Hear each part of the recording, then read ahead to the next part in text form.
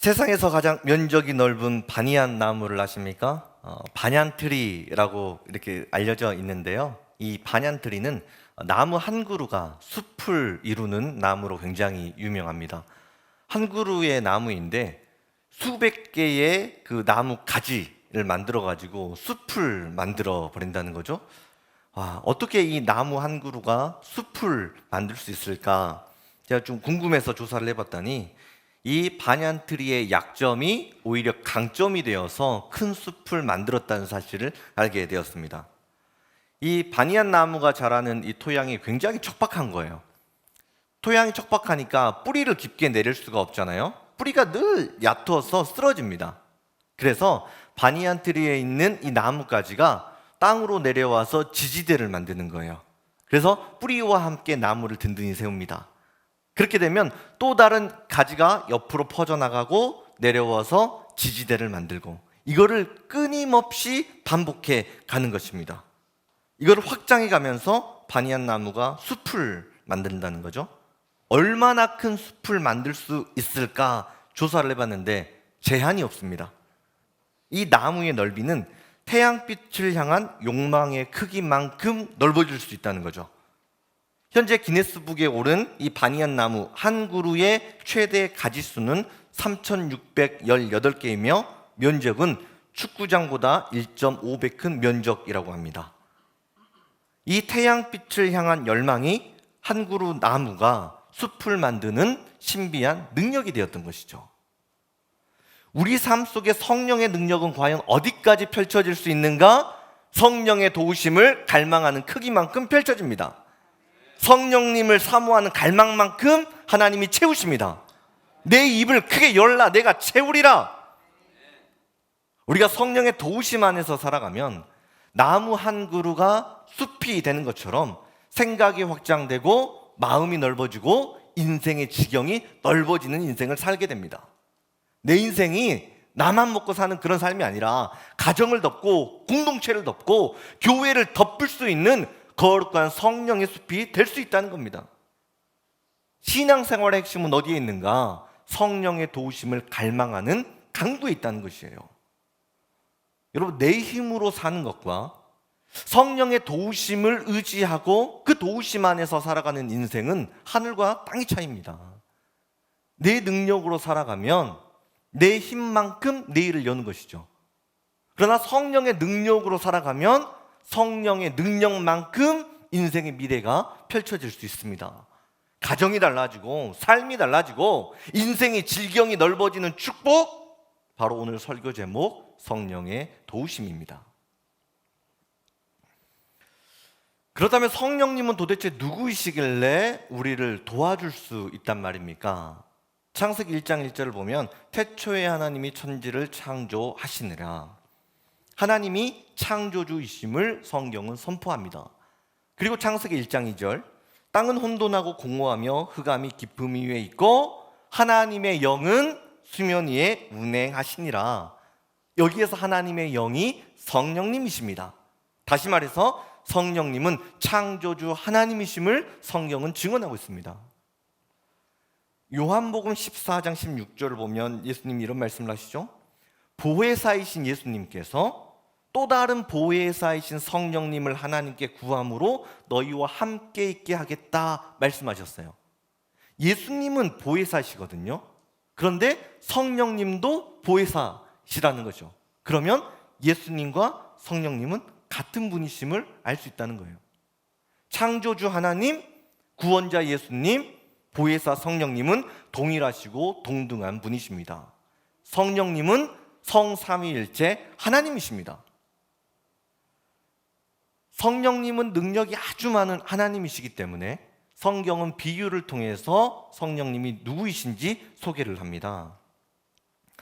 지난주에 위임 목사님 설교 제목이 바람같이 불같이였습니다. 성령님은 바람 같은 분이십니다. 바람은 우리 눈에 보이지 않기 때문에 우리가 이 바람의 중요성을 잊고 살 때가 참 많이 있습니다.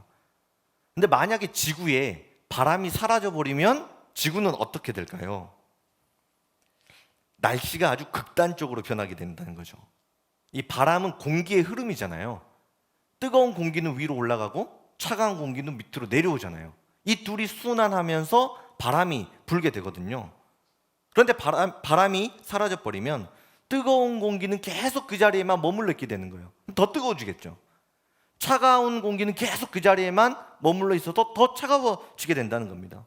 그럼 북극과 남극은 너무 기온이 내려가서 사람이 살 수 없는 환경이 되는 것이고, 반대로 햇빛을 너무 많이 받는 적도는 뜨거워서 사람이 살 수 없는 땅이 되는 거예요.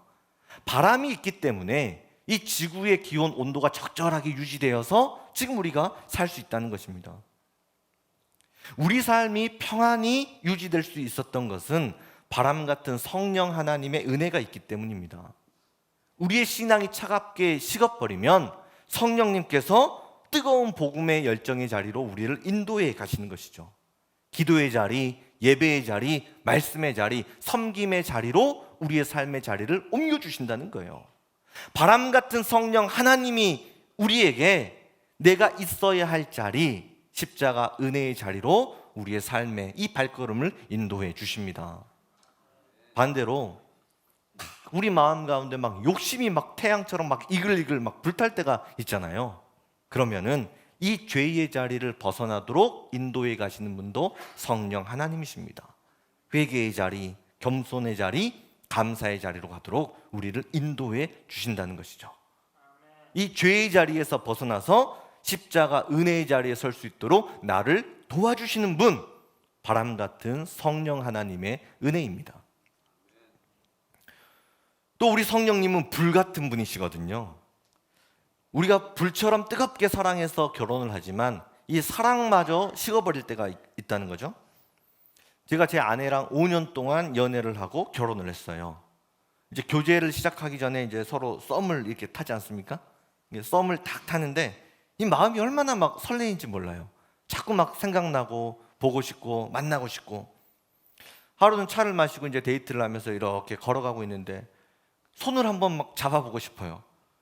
근데 막 가슴이 막 콩닥콩닥 뛰니까 용기가 안 나가지고 잡을 수가 없는 거예요, 손을. 근데 며칠이 지나도 제가 손을 안 잡으니까 우리 아내가 제 손을 먼저 딱 이렇게 잡았습니다. 잡았는데 얼마나 전기가 막 찌릿찌릿 오는지요.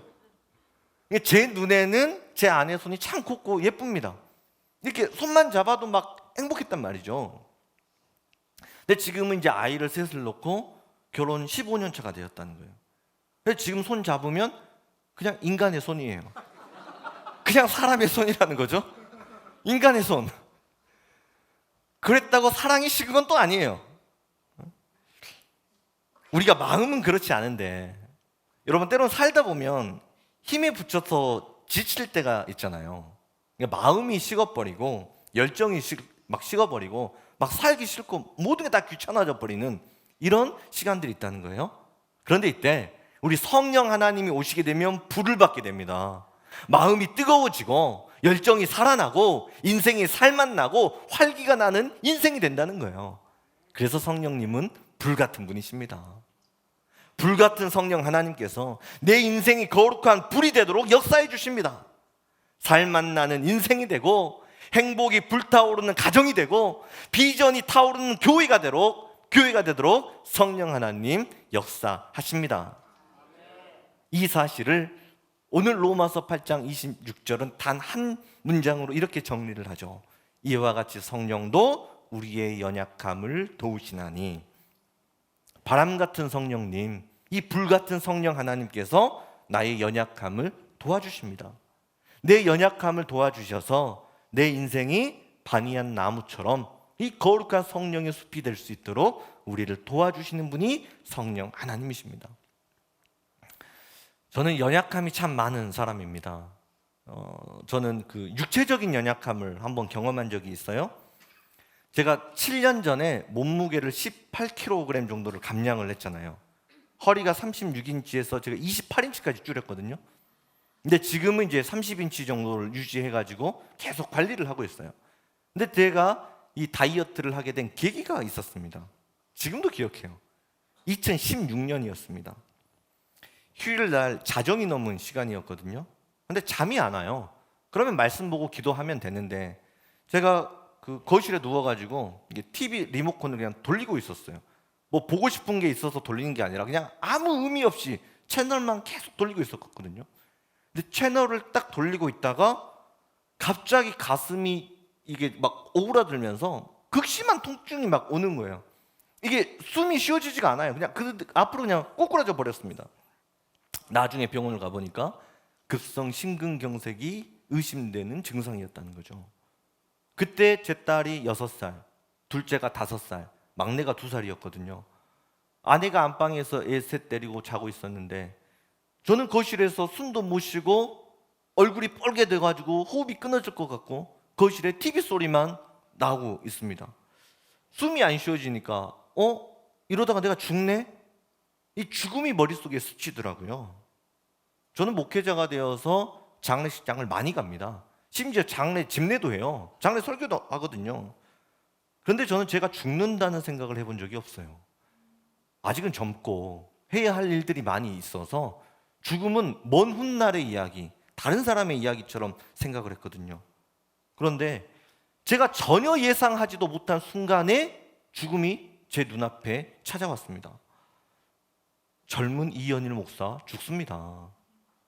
예배드리는 여러분도 하나님 앞에 서는 날이 옵니다. 우리의 그 귀여운 소중한 그 아이들도 예수님 앞에 서야 되는 날이 찾아온다는 것이죠. 예상하지 못한 순간에 우리 모두는 예수님 앞에 서야 됩니다.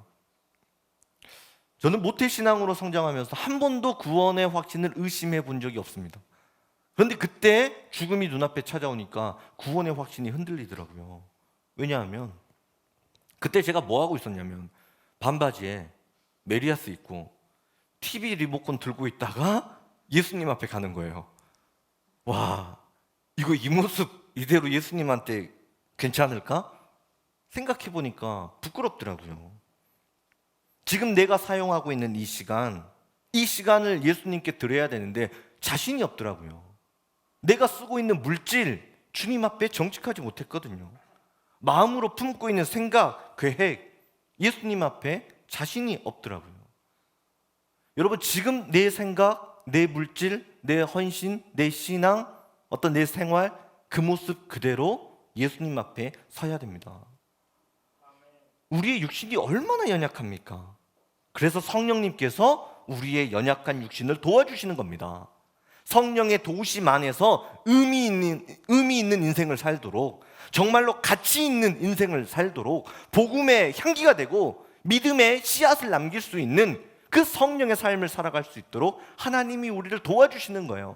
예수님 앞에 서는 그날 부끄러움이 없도록 성령님이 우리를 도와주십니다. 저는 마음도 연약한 사람입니다.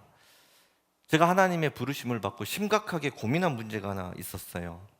워낙 젊은 나이에 목회를 시작했기 때문에 제가 교회에서 만나는 대부분의 성도님들은 저보다 연배가 높아요. 신앙의 연조도 훨씬 오래되신 분이거든요. 그래서 신방을 가면 제가 그분들에게 기도를 받아야 될 것 같은데 자꾸 저한테 기도를 해달라고 하는 거예요. 그러면 무슨 기도를 어떻게 해야 될지를 모르겠는 거예요.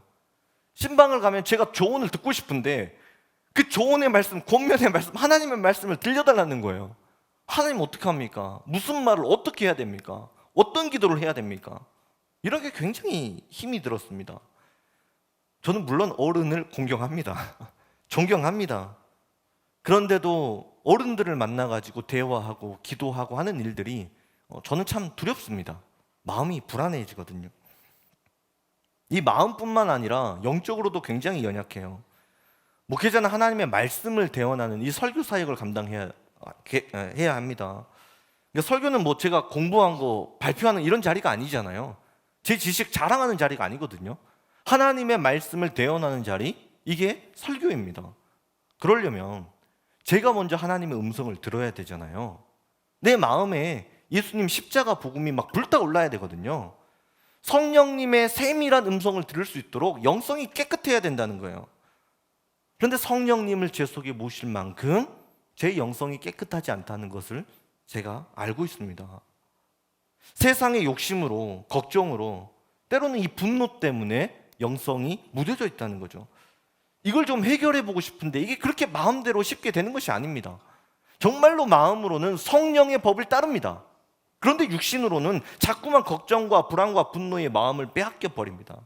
그러면 설교가 써지지가 않아요. 3시간, 4시간 책을 보고 책상 앞에 앉아가지고 애를 쓰는데 원고를 한 장도 못 씁니다. 설교할 날은 다가오는데 준비는 안 되고 숨이 막 막히는 것 같아요. 숨이 쉬어지지가 않아요.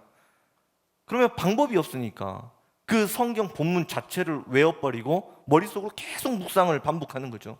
그리고 기도하는 거예요. 성령님 좀 도와주세요. 말씀을 좀 깨닫게 해주세요. 제게 좀 복음의 감동을 좀 허락해 주세요. 밥을 먹을 때도 머리는 묵상을 쉬지 않는 거죠. 심지어 잠을 자는데도 머리에 묵상을 쉬지 않는 거예요. 이런 과정이 너무 고되고 또 때로는 너무 외롭고 힘들어서 하나님, 정말 이 설교 한 편도 쓰지 못하는 저를 어쩌다고 목사로 부르셨습니까? 이걸 제가 평생 어떻게 합니까? 하나님 어떡합니까? 어떡합니까?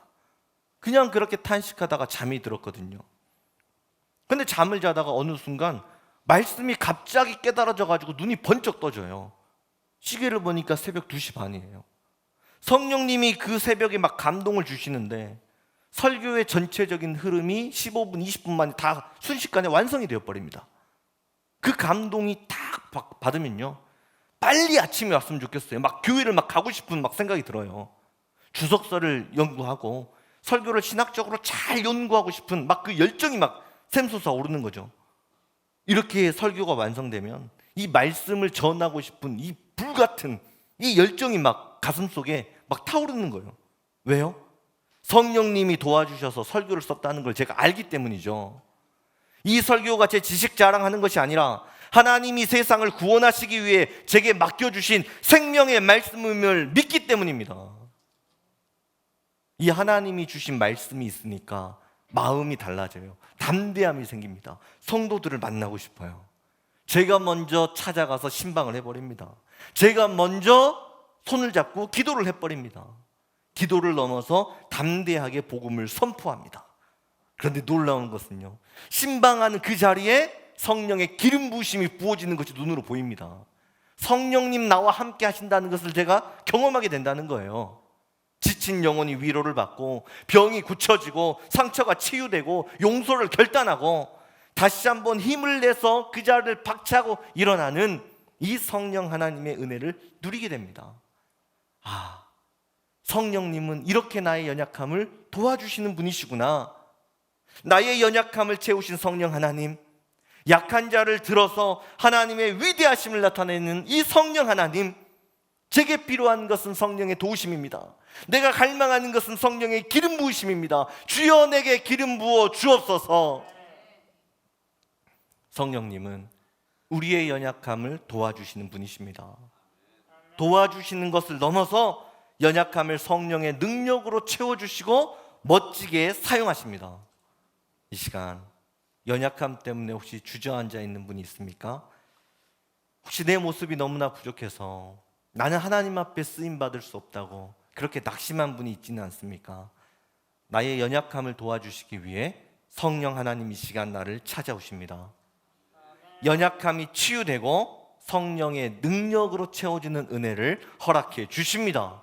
내가 성령의 불이 되어서 가정을 치유하고 공동체를 치유하는 성령의 사람으로 일으켜 세우십니다. 이 성령 하나님의 도우심을 경험하고 성령의 능력으로 불을 받는 이 귀한 믿음의 밤이 될 줄로 믿습니다.